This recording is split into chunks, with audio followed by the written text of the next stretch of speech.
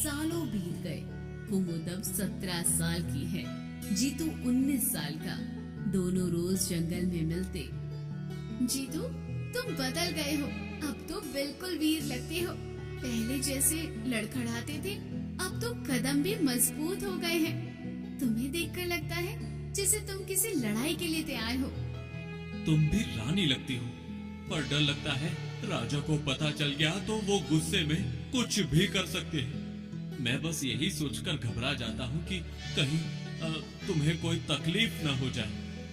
मैं संभाल लूंगी, तुम बेवजह डरते हो। अगर मैं तुम्हारे साथ खड़ी हूँ तो बाकी चीजों की चिंता मत करो। जो होगा हम दोनों मिलकर देख लेंगे।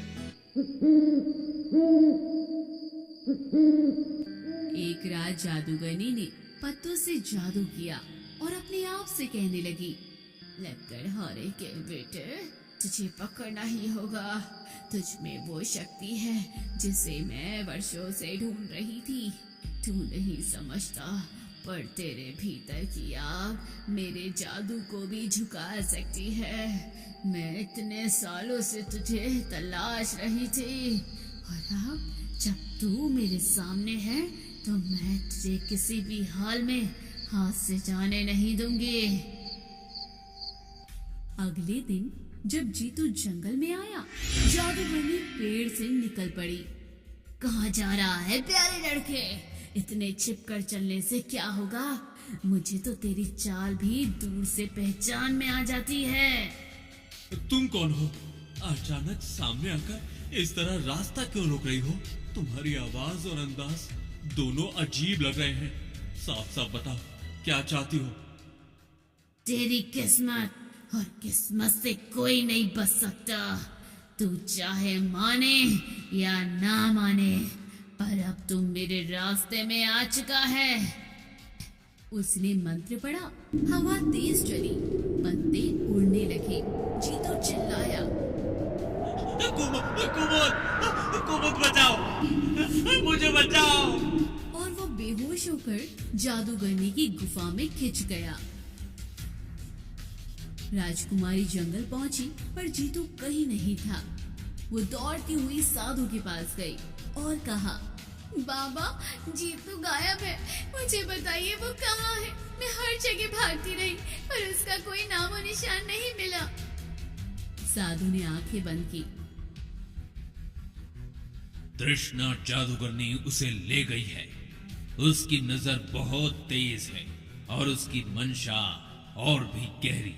वो उसी आत्मा को पकड़ती है जिसमें असाधारण शक्ति छिपी होती है, और जीतू उसकी नजर में आ चुका है। मैं उसे बचाऊंगी कैसे, मुझे समझ नहीं आ रहा, लेकिन मैं हाथ पर हाथ रखकर नहीं बैठ सकती। आप कोई मार्ग बताइए, मैं हर मुश्किल सह लूंगी, बस उसे वापस लाना है। 2 रास्ते। पहला रास्ता सरल है, तुम राजकुमारी रहो, महल में बैठो और सुरक्षित रहो। दूसरा रास्ता कठिन है, जंगल, अंधेरा, जादूगरनी और दर्द। पर उसी कठिन रास्ते पर प्रेम मिलेगा, और वही तुम्हें जीतू तक पहुंचाने की राह भी दिखाएगा। मैं दूसरा रास्ता चुनती हूँ, चाहे कितना भी जोखिम हो, चाहे जितना भी अंधेरा मिले, मैं उसके लिए सब कुछ सहने को तैयार हूँ। जीतू जागा तो खुद को लोहे की जंजीरों में पाया। मुझे छोड़ दो, ये जंजीरें क्यों बांधी है? मैं तुम्हें नहीं जानता, ना ही मैंने तुम्हारा कोई दोष किया है। मुझे यहाँ कैद में रखने का कोई हक नहीं है तुम्हें।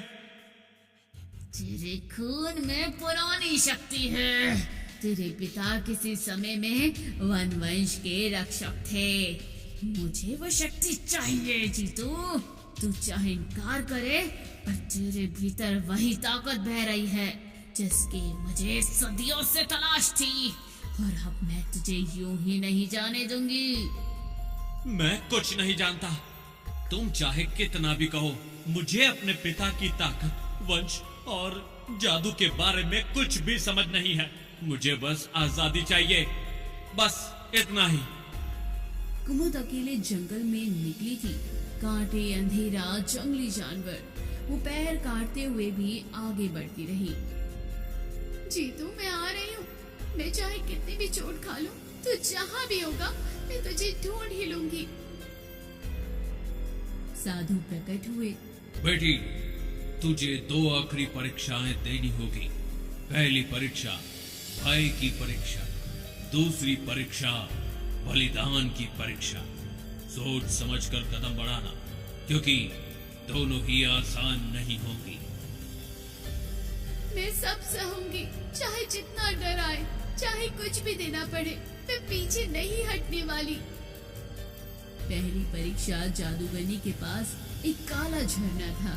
उसमें जो देखो वही डर बनकर हमला करता है।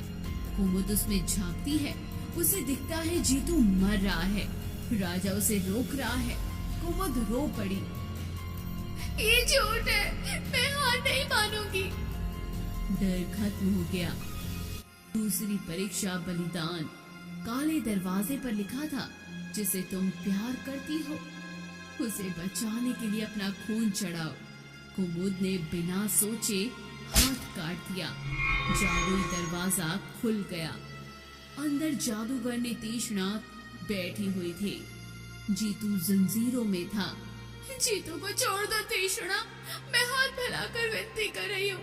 बस उसे आजाद कर दो, उसके साथ जरा सा भी और जुल्म मत करो। राजकुमारी, तू यहाँ तक पहुँच गई।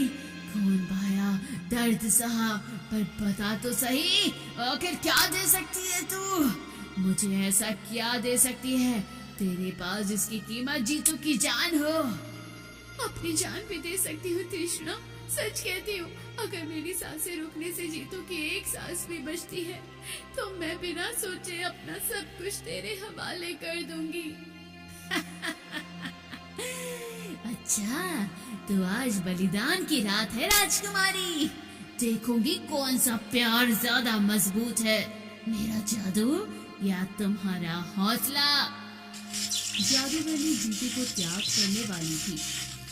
नहीं कुमुद, तुम यहाँ से चली जाओ। मैं नहीं चाहता कि तुम मेरी वजह से तकलीफ में पड़ो। कृपया वापस मुड़ जाओ कुमुद, वापस चली जाओ। मैं नहीं जाऊंगी जीतू, तुम्हें अकेला छोड़कर एक कदम भी नहीं हट सकती, चाहे तीक्ष्णा कुछ भी कर ले। जादूगरनी मंत्र पढ़ने लगी कि तभी तेज प्रकाश फैला। साधु अंदर आए। तृष्णा, आज तेरा अंत है। बहुत दिनों से तेरी काली शक्तियों को सहन किया है मैंने। अब तेरे हर छल कपट का हिसाब यहीं और इसी पल होगा। तू जितना भी मंत्र पढ़ ले, आज तेरी दुष्टता एक कदम भी आगे नहीं बढ़ पाएगी। कुमुद ने जादूगरनी की छड़ी पकड़ ली। जादूगरनी चिल्लाई, बूढ़करण के हाथ मत लगाना। और साधु तू भी सुन ले, मेरी छड़ी को छूना किसी छोटे खेल जैसा नहीं है। ये छड़ी उन लोगों को भी भस्म कर देती है जिनके पास 500 साल की तपस्या का बल हो। कुमुद को दूर रख, नहीं तो तेरी आंखों के सामने राख बन जाएगी। लेकिन देर हो चुकी थी। छड़ी का मंत्र उल्टा चला और जादूगरी पत्थर बन गई।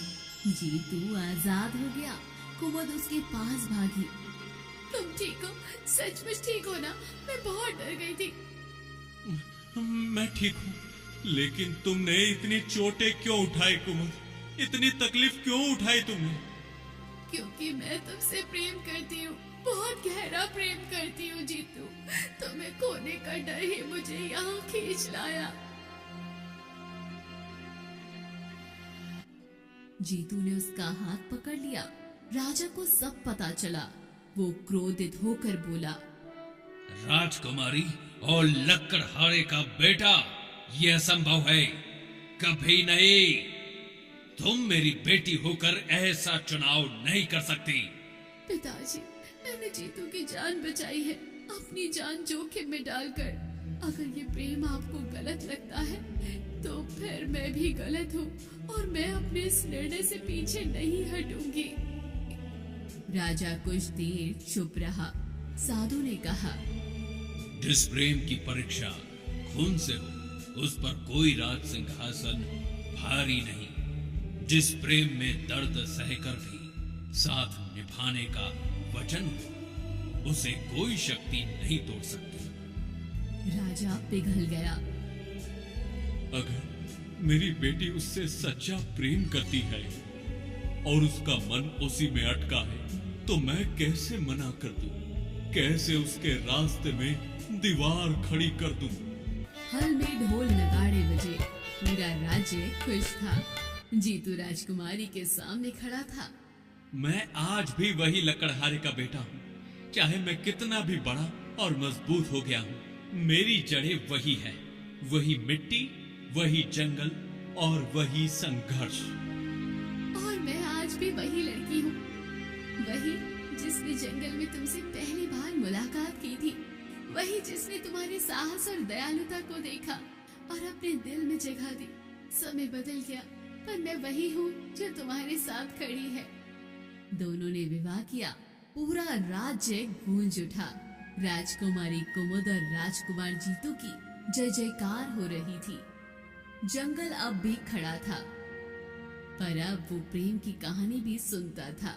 एक लकड़हारे के बेटे का प्रेम जिसने राजकुमारी को पाया, और एक राजकुमारी का साहस जिसने अपने प्रेम को बचाने के लिए अंधेरे से लड़ाई लड़ी। और दोस्तों, कहानी भी यहीं खत्म हुई। कैसी लगी दोस्तों, कमेंट बॉक्स में जरूर बताइए। चैनल को अभी तक सब्सक्राइब नहीं किया तो जल्दी जाकर कर लीजिए।